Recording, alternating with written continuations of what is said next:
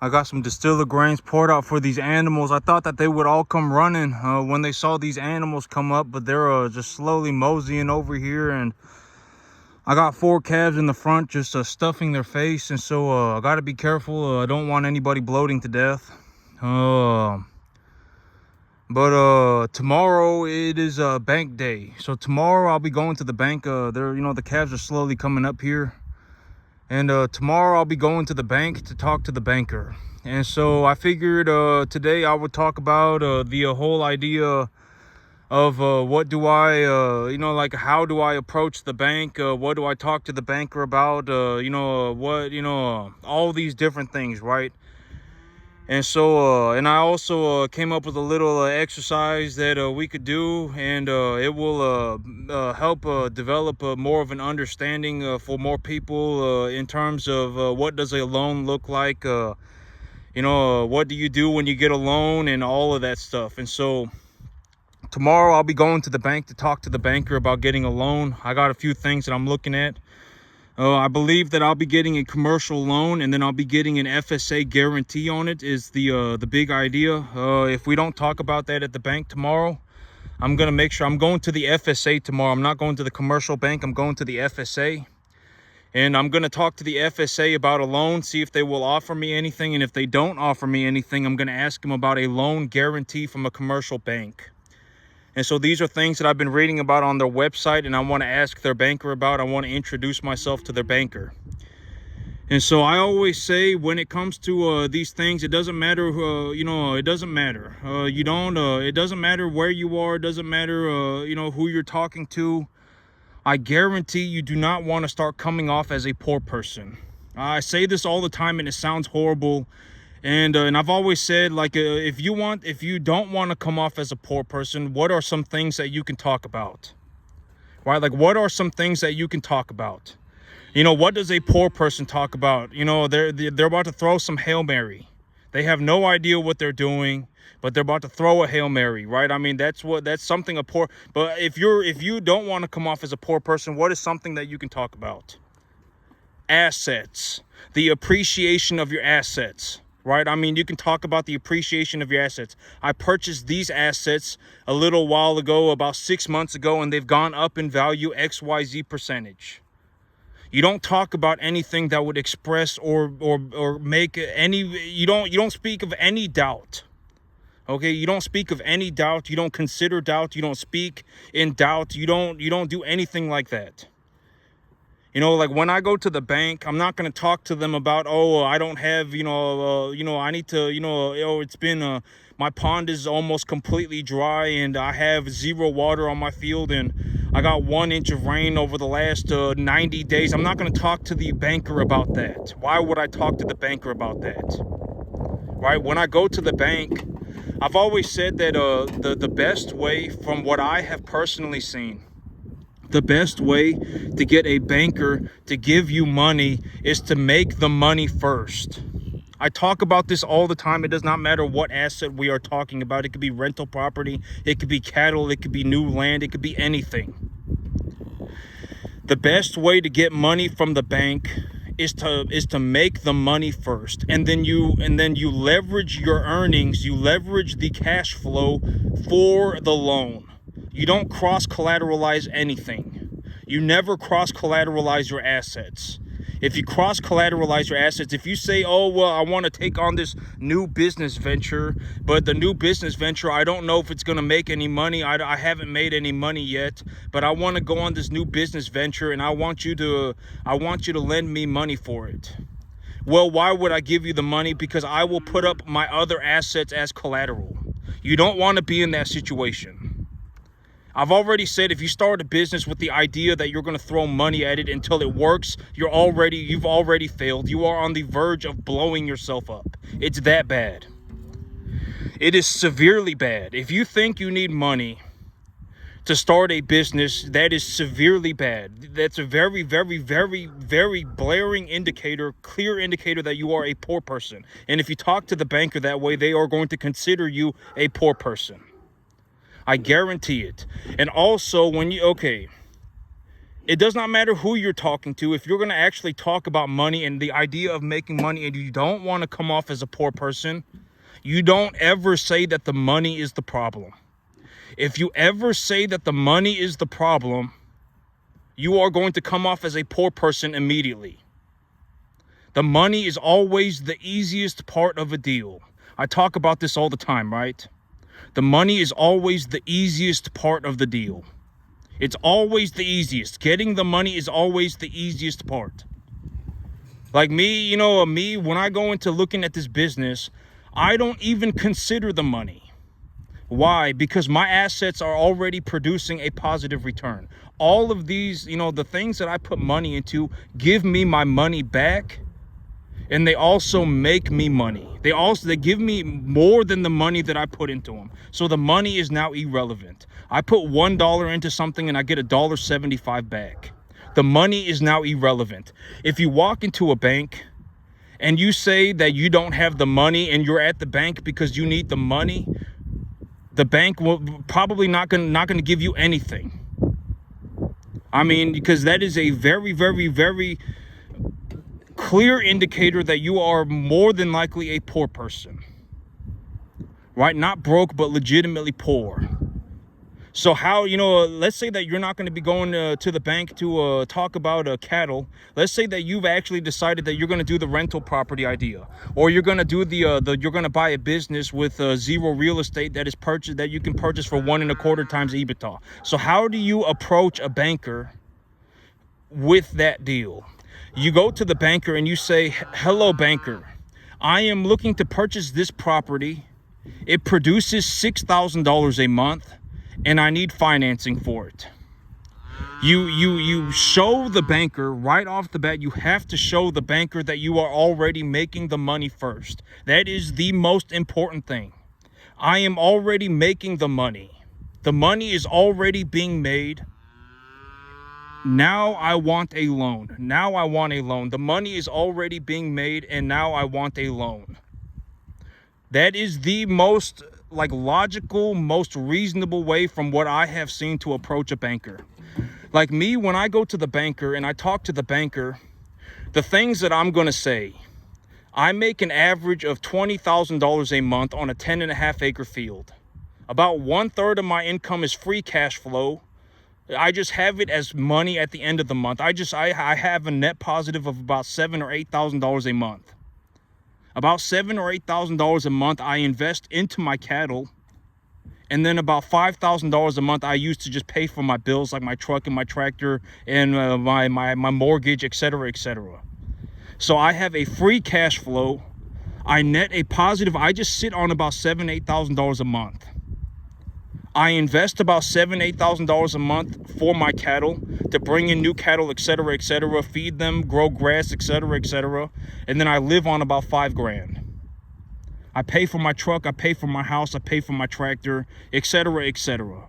Here is the proof. Here is the money. Here are my paychecks, right? And another way to take a look at the money, and I actually want to close the gate because I actually want to change out my AR-15 today. I'm gonna put the new optic on I'm gonna put my digital optic on my AR-15, and then I'm gonna actually re-zero my rifle, etc., etc. today. I want to make sure I do that today. But like me, when I go to talk to the bank, that's what I'm gonna be talking about. All right, and let me go and close this gate real fast, and then I'll get right back to it. But tomorrow is bank day.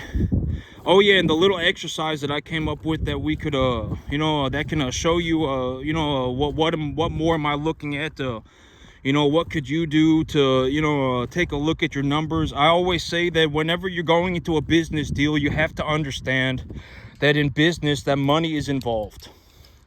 Money will be involved, and you have to be able to anticipate how much money is going to be involved within a reasonable boundary. I talk about this all the time. If you think that that your business is going to cost if you think that your business is going to cost $5,000, but it ends up costing you $50,000, then that's very bad, right? Let me get this locked in real fast. Give me 1 second. So when it comes to business, you have to understand that money will be involved. And you have to be able to anticipate how much money is going to be involved within a reasonable boundary. And so let's say you call a bank, you call local banks, and I always say that different banks have different lending standards. You should be talking to different banks to see what they offer, right? I talk about this all the time. You know, different banks offer different loans, different interest rates, different loan terms, etc., etc. And so you should call different banks to figure out what they offer. And when they offer you a deal, it will almost always be a loan term. How long are they going to loan you the money for? And also an interest rate. Almost always, those are going to be the two main, in terms of figuring out how much you're going to have to pay for a loan. Those two are going to be the things that you're going to have to figure out. I'm going to have to pour them a little bit more. I brought in a little bit more distiller grains. Give me 1 second while I give them this distiller grains.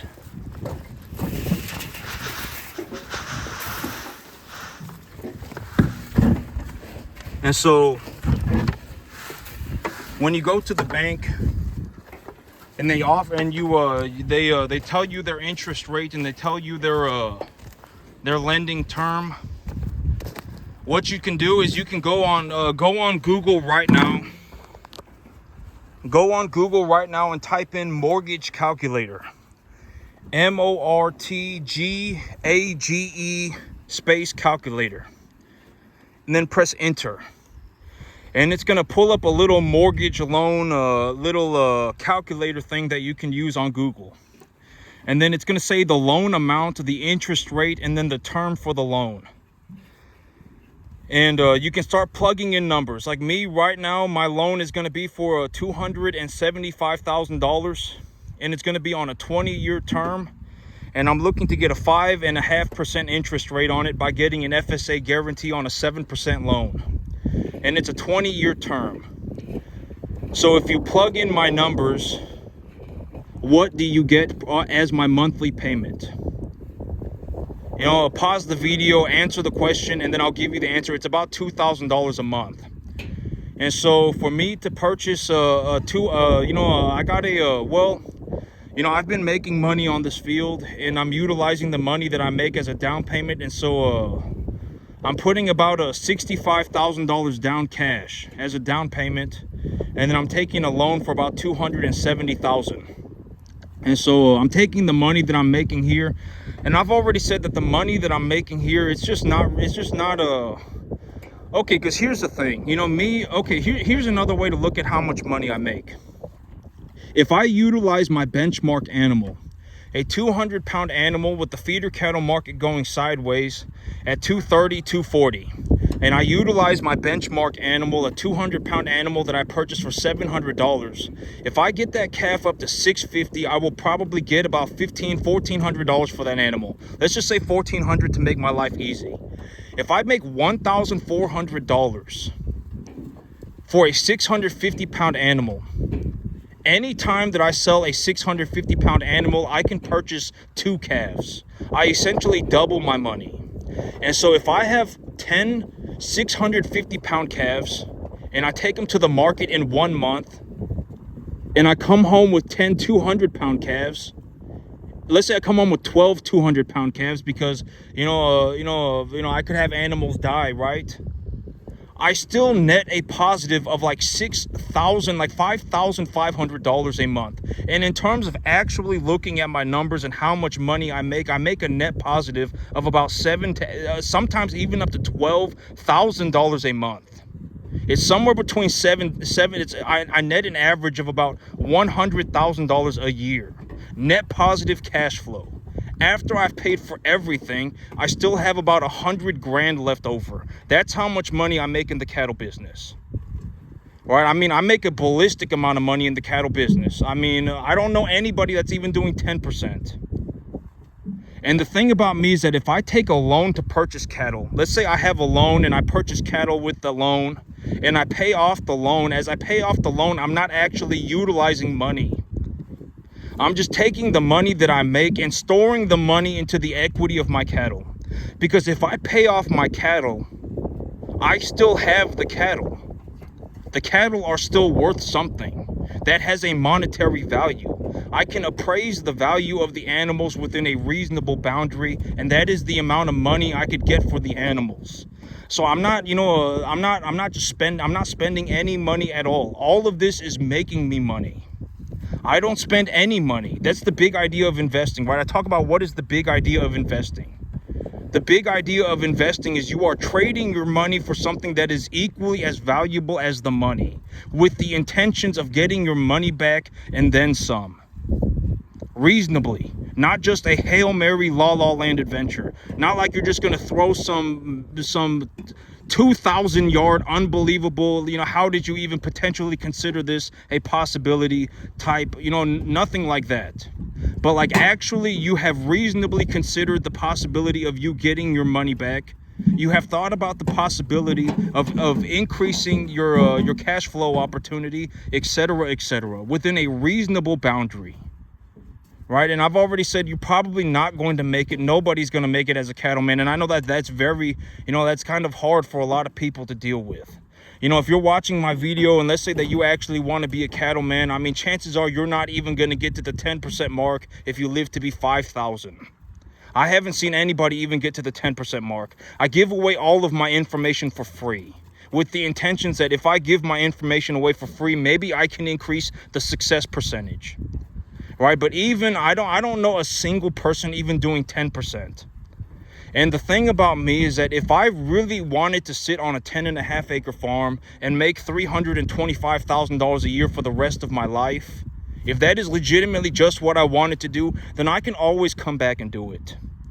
Right? I can always just give up farming more. I can always just say, you know what, I don't want to farm 150 acres. I don't want to go for 10 million anymore. I just want to farm 10.5 acres and make $250,000 a year for the rest of my life. If I really wanted to do that, I can always just come back and do it tomorrow. Right? I always could. It's not that big of a deal. Right? Even and me right now, okay, so why am I buying more land? Okay, so within 5 months, I will have paid off all of my cattle debt, and I will still have cattle. I will effectively have the same number of cattle and the same quality of cattle, but I will have paid off all of my cattle debt. And I will still be net positive about $8,000 to $9,000 a month positive cash flow. That's just how much money is ending up in my bank account. And so, why am I doing what I'm doing? Because if I consider the number of cattle that I will have and the monetary value of those cattle, and also the cash flow that I am continuing to produce, I am in a situation where I essentially have like $70,000 in cash reserves, and I'm also making a net positive of about $8,000 a month. $9,000 a month. And so if I can use 1/4 of just my earnings, not even my cash reserves, but just my earnings from the cattle business, I can increase my land percentage by 500%. I can buy a 50-acre field. And if I buy a 50-acre field, I can run more cattle. And if I run more cattle, I will make more money. Right? I mean, let's just use our common sense. And so I'm risking 1/4 of the money that I'm making, not even the money that I have in terms of reserves, just the money that I'm making. I'm risking 1/4 of that for the potential of increasing my business by 500%. Not my business, but my land. I'll probably increase. I anticipate that right now I make about $20,000 a month. But when I get this new business going and everything, I'll probably make about $50,000 a month.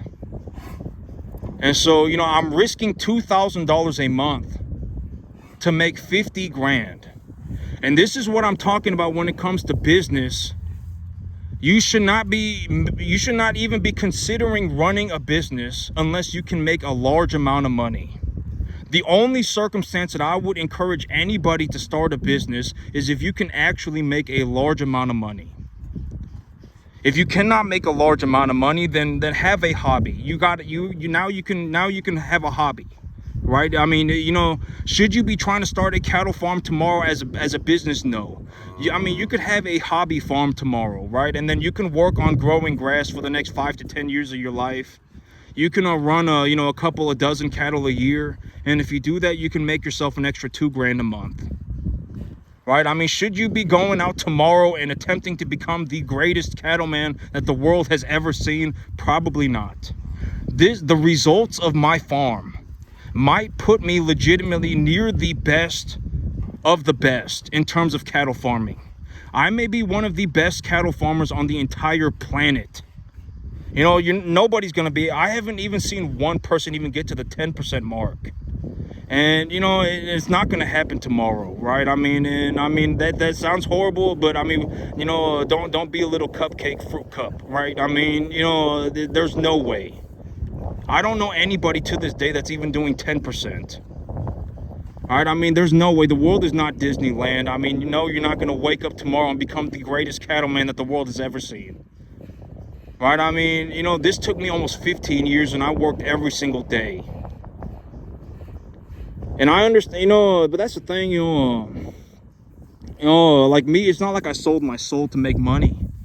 Right? I mean, I run commercial cattle, I feed people, and I make a large amount of money, but I mean, at the end of the day, it just is what it is. I mean, I've made my peace with it. You know, I've made my peace with God about it, and I've thought about it, and I'm like, you know, I understand that I make a large amount of money, and, you know, I'm okay with it, right? I'm not going to go and start doing a bunch of drugs. I'm not going to go and start acting like an idiot. I mean, I'm just going to take my money and then do whatever I want. But I'm net positive almost 7 to 8. I'm probably net positive about $100,000 cash a year right now on a 10.5 acre field. And I'm also retaining equity in the value of my herd. I also have a herd that is valuable. And I'm producing, on top of that, I am producing about a $100,000 a year cash flow net positive. And when I talk about the things that I do, it's like, you know, maybe you should take a second and think about, oh, well, this guy might legitimately be the best cattleman on the entire planet. Maybe I should consider what he's saying to some degree. Right? I mean, because, maybe you should, right? I mean, it's like, it was kind of ridiculous. It was kind of incredible that I got to the point where I was making almost like I make almost like $250,000 a year on a 10.5 acre field running commercial cattle. I mean, it's almost, I mean, I haven't seen anyone even do 10%. And so maybe we should consider that. Oh, well, this guy might legitimately be the best on the entire planet, right? I mean, I haven't seen anybody even get close, right? I mean, maybe we should consider that. And so, I mean, my numbers are what they are. I mean, it doesn't matter which way you think about it. If you want to turn, you know, and I've actually been thinking about this, but I'll probably be bringing home animals closer to 200 pounds you know, but it's not really, I've always said that it's not really up to me. You know, I go to the market and I take a look around, and usually I end up buying animals that are between 150 and 325 pounds. You know, but my benchmark animal is a 200-pound animal. If I was going to say, you know, if I was going to make a business plan and I was going to say, what do I think, what do I want to make my business plan around? I would say a 200-pound animal is the benchmark animal. And if you think about what I'm saying, and I say I buy a 200-pound animal for about $700, maybe about $750, and I get about $1,500 for the animal when they're $650. Then, you know, when I take them up to $650 and I sell them, for every 650-pound animal that I sell, I can buy 2 calves. And if you think about it that way, it's like, you know, that's another way to think about it. I bring home, even when I'm not doing very good, I still bring home a net positive of about $6,000 to $7,000 a month. But in reality, when I take a look at what I'm doing, it's actually closer to $8,000 or $9,000, because right now I'm not growing any grass. You know, and when I grow grass, I can increase my herd densities and all sorts. And I'm not actually pushing my farm for maximum profit right now, because I'm actually working on getting myself a new field, etc., etc. And I've, you know, in reality, I mean, I've already talked about this, but I'm not going to go and split my chops open for another $1,000 a month. I'm not going to go and split my chops open for another $2,000 a month. I mean, you know, it's like, oh my God, you know, if I really push forward, I can increase my income from 200,000 to 250,000. I don't really care about the 50 grand.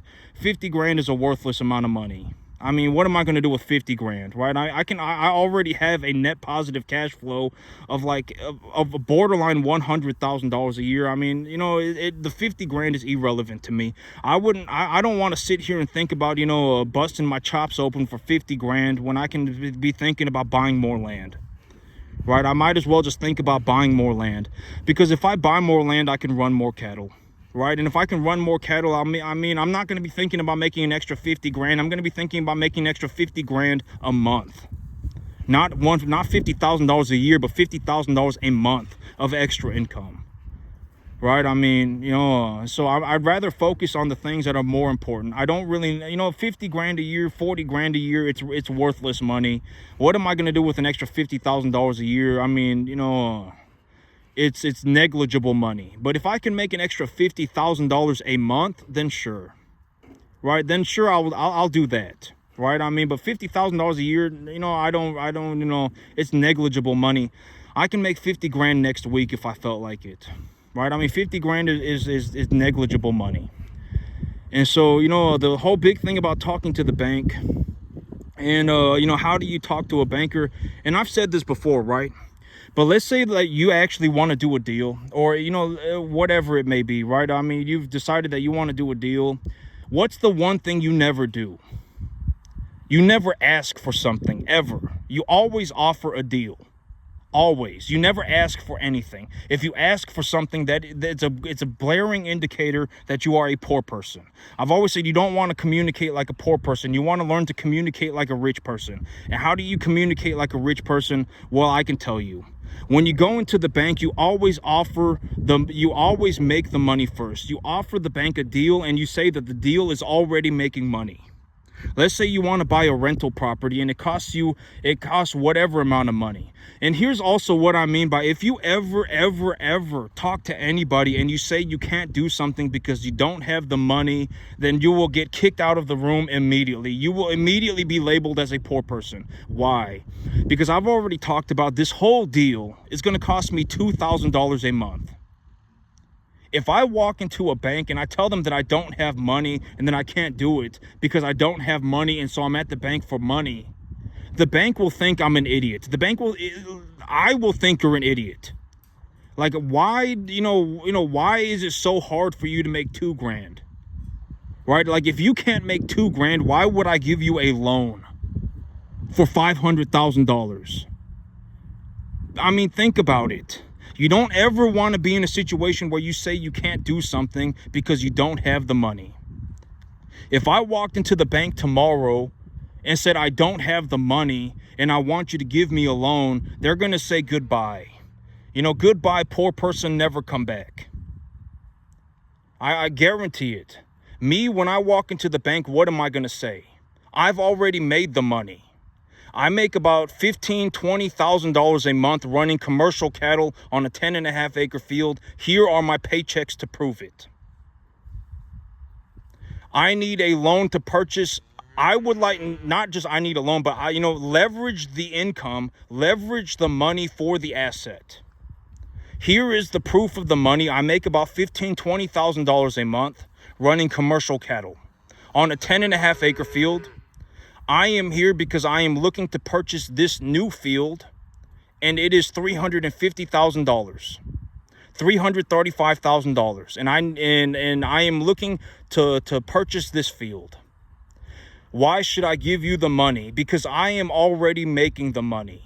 And I've already talked about the big idea of a bank is that when you fundamentally understand how a bank works, it will be easier for you to do deals with the banker. The banks, they are not there to hold on to people's money. The big idea of a bank is that they will lend out money to people and then they will collect interest on those loans. Banks want to lend money. You have to understand that idea. Banks want to lend you money. They want to lend qualified people money. They do. That's their whole business. So how do you approach a banker? Here is the deal. The deal is already making money. It's already making money. It doesn't matter what your deal is. It could be a rental property. It could be a business that you are purchasing on a 5-year loan for 1.25 times EBITDA. It's already making money. If you fund this deal for me today, I will start getting paid tomorrow, and then I will pay you your money back. That's the big idea of communicating with a banker. I'm already making the money. Here is the proof. Here are my paychecks. Here are the proof. Here is the proof. I'm already making the money, and now I want to buy a new piece of land. That's what I'm essentially going to be saying to the banker. More or less. I'm already making the money. I can already pay you back with, even if you don't give me this deal, I can already pay you back. You know, like I can already, you know, I'm already making in excess of about $8,000 a month net positive cash flow. I just sit around with about $8,000 a month. After I've paid for everything, I've legitimately paid for everything, I still have like $8,000 a month left over. So here is the proof, and now I want to purchase. Why am I going to purchase this new field? Because I want to run more cattle. And then that's going to be how I talk to the banker. And when you listen to the things that I say, maybe it will be like, oh, this is how you should actually communicate. Right? Because I can almost guarantee if you do anything that makes you come off as a poor person, not a broke person, but a legitimate poor person, it will be almost impossible for you to get ahead in life. You should not be going on any mystical, magical adventures. I did not, you know, had zero idea how to farm. I have zero idea what I'm doing, but I want you to lend me money so I can go and buy land. You're screwed. I mean, you know, are you an idiot or are you legitimately dumb? Like, are you dumb or are you legitimately just an idiot? You don't want to communicate like that. How should you communicate? You make the money first. Right? You know, here is a rental property that I want to buy. It's a fourplex and it's producing $6,000 a month. Will you here is the thing that I want to buy. Right? I mean, you know, and then you talk to the banker about your deal. Well, the owner wanted this price for it. I got it appraised. I got a comp ran on it, and I got an evaluation of how much the building is worth. And then I talked to the owner, and I got a 10% deduction on the listing price. And you know, and then you can talk about your deal, and you can even talk about the future, what you believe the future will be. I believe that, you know, I took a 10% deduction on the listing price as the big idea for the deal, because I believe that interest rates are going to go down in the next 10 years, and that property valuations are essentially going to go sideways. And so you know, even if property valuations go sideways, I can just refinance my loan in 5 years and lower my monthly payment. You can talk about your strategy with the banker. Right? I mean, I've always said that when you talk about a business, when you talk about whatever it is you're looking to do, especially when it comes to business, when you talk about it, it should sound like it is very important to you. Like you took a lot of time and a lot of effort to think about what you were doing.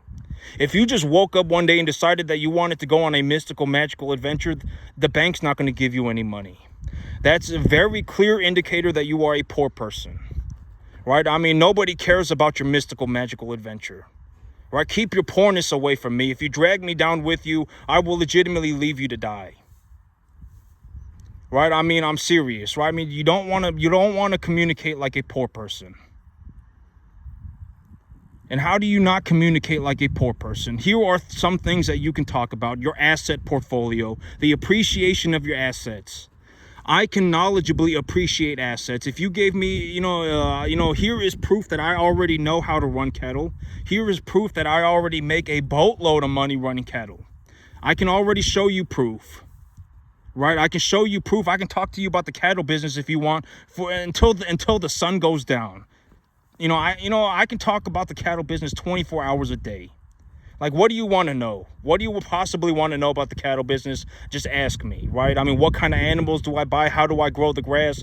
What kind of real estate, whatever it is, right? I mean, how do I handle these problems? How do I handle XYZ problem? Whatever it is that, I can talk about the cattle business. Like, like when someone talks to me about the cattle business, it's obviously very apparent. Like, you can tell within 30 seconds of me speaking that the cattle business is very important to me. It's very important, right? I obviously spend a lot of time, and I obviously, know what I'm doing to a large degree. All right, I can almost, and this is gonna sound horrible when I say it, but I'm saying it so that maybe when it becomes apparent, then you can actually pick up on these things and actually turn yourself around, right? Because I've always said that poor is different than being broke. Because me, even if I lost everything tomorrow, it wouldn't matter. Right? I mean, within 6 months, I would be running cattle again. And when I start, because I'm still a world-class farmer. I may be one of the best cattlemen on the entire planet. Even if I was broke tomorrow, if I lost everything tomorrow, I would have everything back within 6 months. Within 6 months, I would have so much money that I could do anything that I wanted, right back to where I was. Broke is very temporary. If you're broke, it doesn't matter. If you're poor, it's almost always a death sentence. Right? And so how do you not come off as a poor person? Here are some things that you can talk about. Your assets, the appreciation of your assets, tax deductions, what you believe that the future of business will look like for you. Right? You should not be just, going on some mystical, magical la land adventure. I'm going to throw a Hail Mary, and when the Hail Mary works out for me in a spectacular fashion, then I will have money, and then all of my problems will be solved. Very poor person. If you have a lot of problems and you have money, your problems are just going to get worse. Every rich person knows this. Right? So no, your deal, I wouldn't touch it with a 50,000 foot pole. Right? I mean, I guarantee it. I mean, it does not matter who, you don't want to come off as a poor person. If you start not broke, but legitimately poor. All right? I mean, you don't want to be in a situation where you're throwing Hail Marys on the verge of imploding all the time, mystical, magical journey. Gonna go into, come up with some worthless scheme. And okay, let's say that you actually manage to break through mentally as a poor person, and you wake up to like this moment, and you have now become a broke person. You're not poor anymore, and you're broke, and you've actually realized what's happening, and you say, well, how do I solve being broke? It's very easy. I talk about this all the time. What should you do? Should you go on a mystical, magical adventure? No, you should not. Should you go and start singing Kumbaya with your buddy pow pows? No, you should not. What should you do? You should be looking for a tax deductible asset. You find a tax deductible asset that is equitable.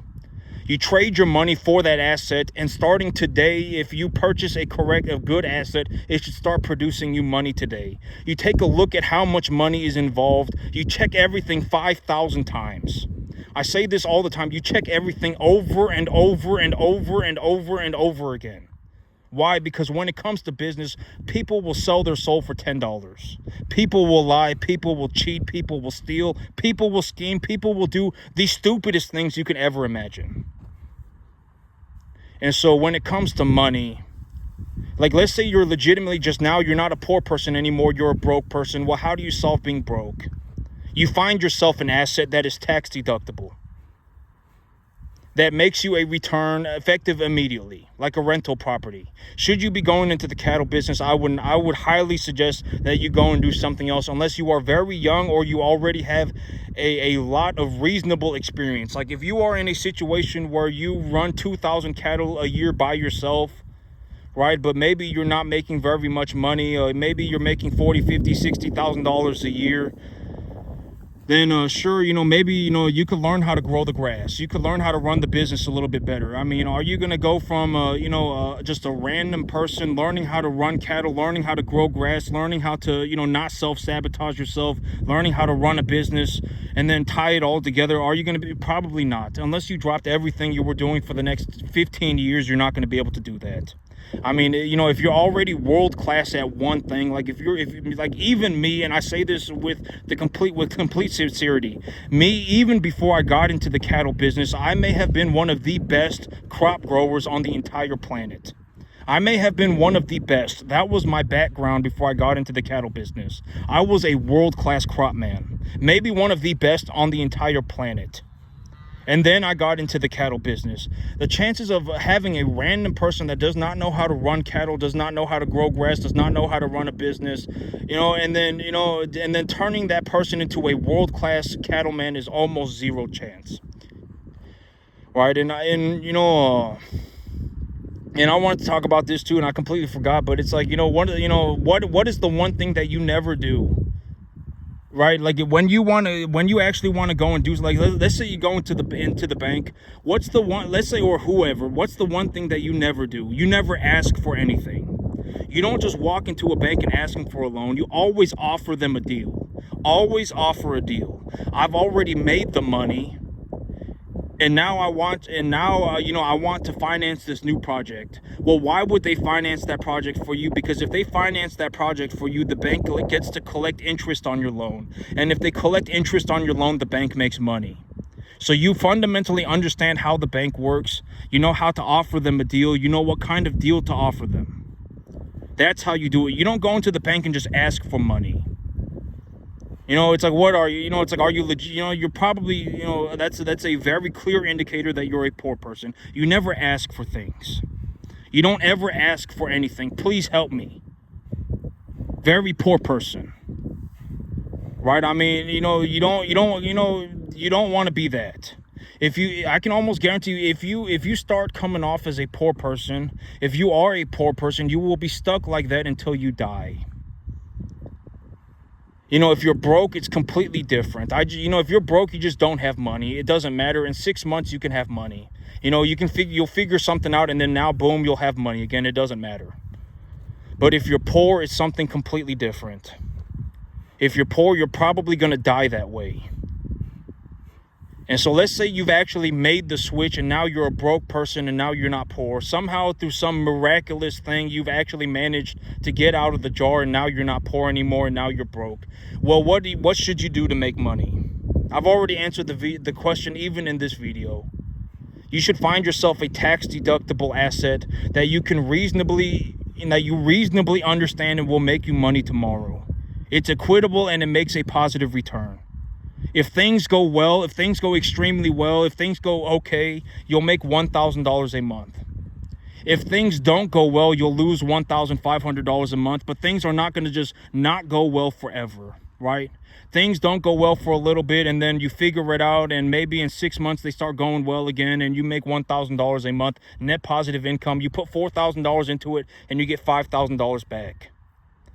Right? You do that over the long term, and now you have, equitable assets, etc., etc. Congratulations, you can do whatever you want. Within 10 years, you can essentially effective immediately, you can essentially do whatever you want. Granted, that it's not like you're going to go and act like an idiot. I mean, once you start making, about $9,000 a month, you can essentially do anything you want. You can almost purchase anything on the entire planet for about $8,000 or $9,000 a month. Anything. I have like $7,000, $8,000, $9,000 a month left over, even after I've paid for everything. After I've paid for everything, I still have like $8,000, $9,000 cash left over every month. And so, after about $8,000 or $9,000 a month, it doesn't really, the money doesn't really buy you anything more. If you want a decent house, if you want a nice house, you can purchase it if you make $9,000 a month. If you want a nice car, you can purchase that. If you want, you can do anything. Anything. Granted that you don't go and act like an idiot. Me, I made all this money, and what did I do with it? I bought more land. Why did I buy more land? Because I want to get into the backgrounding business. I ran the numbers on the backgrounding business. I have some numbers collected on the backgrounding business already. I already know that it's very profitable, and and et cetera, et cetera. The only reason you start a business is what? Because you can make a large amount of money. That's the only time you ever start a business. If you can't make a large amount of money, then you got yourself a hobby. Just go and have a hobby. Right? Have fun doing it. Have yourself a hobby, and You know, don't start a business. For the love of God, don't start a business. Don't start a business until you are completely certain that you can make a large amount of money. All right, unless you instinctively look at your situation and you go, oh, well, I'm actually making a substantial amount of money, then go and start a business, right? And up until then, don't do it. You know, I can almost, I would highly suggest not doing it. Right? I mean, starting a business might be the worst thing that has ever happened to your life. You need to consider that as a possibility. It might be the worst choice that you ever make. Right? Just because, you have a La La Land, you want to go on a Fantasyland adventure and you want to go to Disneyland, does not mean your business is going to work out for you. It doesn't. I guarantee it. I mean, it could be the worst choice you have ever made in your entire life to start a business. It's like if you just got yourself a job and invested your money and, and got yourself good benefits or whatever, right? I mean, you would have made 50 times more money. But, there's a very real possibility you bankrupt at 65, you bankrupt at 70. There's a very real possibility that you have no retirement. There's a very real possibility that you just barely make enough to get by and you're working 7 days a week. It's a very real possibility. It happens to a lot of people. And so, yeah, tomorrow is a bank day for me. I'm going to go and talk to a banker. And I got a list of things that I want to talk to the banker about. And that's it for me today, YouTube. Y'all have a good one.